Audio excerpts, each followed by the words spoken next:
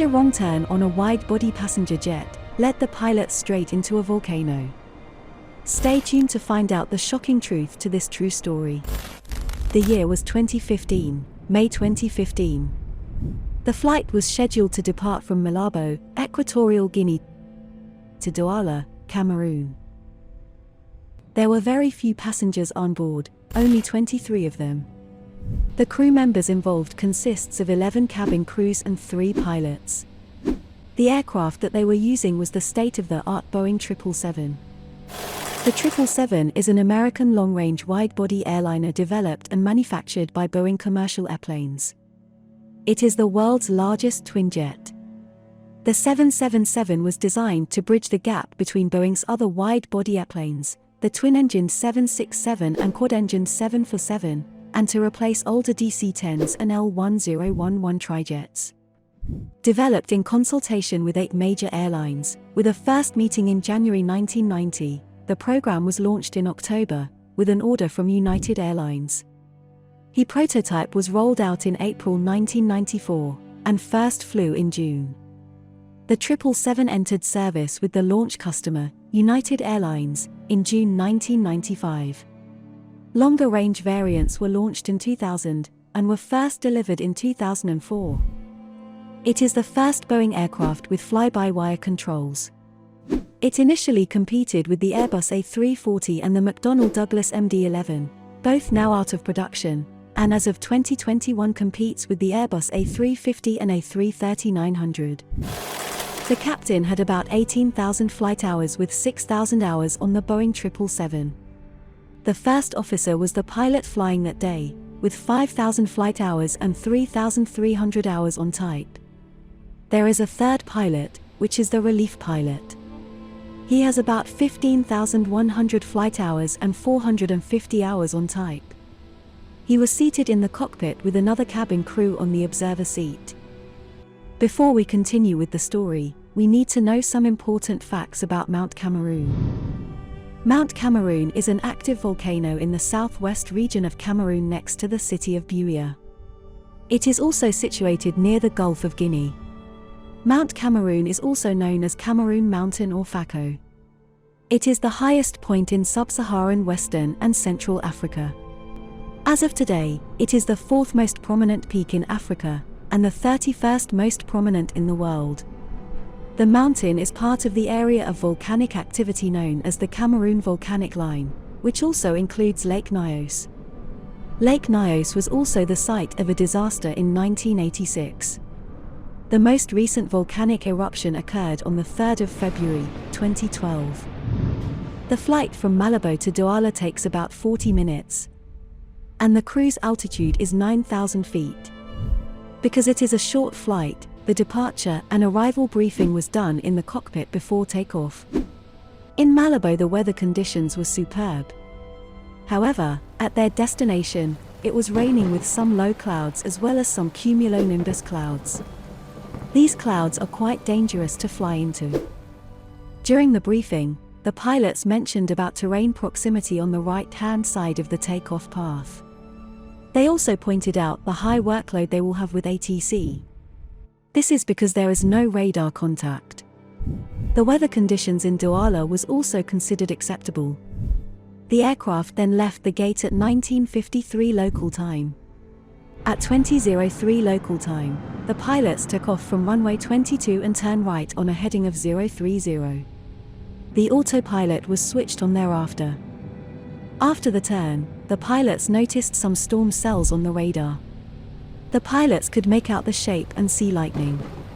As the plane continued its climb, the captain who was pilot monitoring kept switching the navigation display range from 20, then 40, and finally 80 nautical miles. The first officer ND range was at 80 nautical miles and then 40 nautical miles at the end of the climb. Initially, the first officer noticed a large red return on his ND ahead of the aircraft.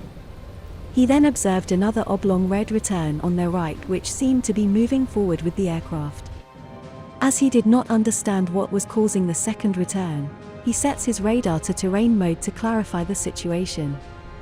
Following this check, He thought that the return ahead of the aircraft was a ground return from Mount Cameroon and that the oblong red return on the right was a false return. He then returned to weather mode 6 seconds later. Little did he realize that he had made a crucial mistake. If you enjoyed this video so far, do like and subscribe. It will really help the channel to grow and provide more stories like this. I appreciate you and will love you for a very, very long time. 10 minutes after takeoff, and the plane was 6 nautical miles northwest of Mount Cameroon. The crew was very busy communicating with air traffic control. The captain then suggested that he take a right heading to join the start of the DME arc to runway 30 at Douala. When the plane was on a heading of 061, the first officer turned right to a selected heading of 120 degrees. 30 seconds after the start of the turn, the plane was at 5,000 feet when the EGPWS caution was activated for 4 seconds. The 2 navigation displays automatically changed to terrain mode. 3 seconds after the activation of the warning, the first officer increased the selected heading to 134 degrees. The plane continued turning right with a bank angle of 25 degrees. A few seconds later, the radio altimeter was showing a height of 4,150 feet and the terrain, pull up warning sounded for 8 seconds. The navigation displays had turned red. The cabin crew that was seated in the jump seat could see trees on the right of the aircraft. The first officer disengaged the autopilot and made a nose-up input. He applied maximum power 1 second later. The plane was still turning and the relief pilot told the first officer to level the wings. The EGPWS warning stopped at 2014 local time. The pilots managed to barely climb over the mountain.